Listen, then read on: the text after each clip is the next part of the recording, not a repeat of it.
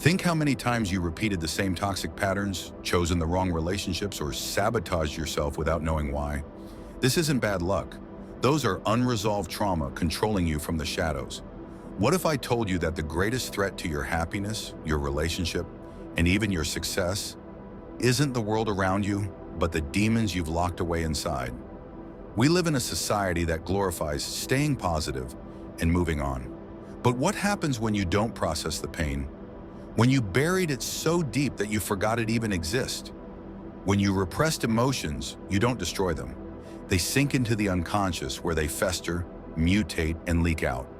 Trauma isn't just about catastrophic events, it can be subtle. A childhood where you weren't emotionally validated, growing feeling unseen, or suppressed tears because you were told to toughen up. Over time, this teaches your brain one thing: feelings are dangerous. So you push them down, pretended they don't exist. But the mind is not a landfill. You can't keep dumping pain into it without consequences. And here's the kicker: trauma distorts reality. You may not even see the world as it is, but your wounds expect it to be. If you were abandoned as a child, you might unconsciously fear abandonment in every relationship.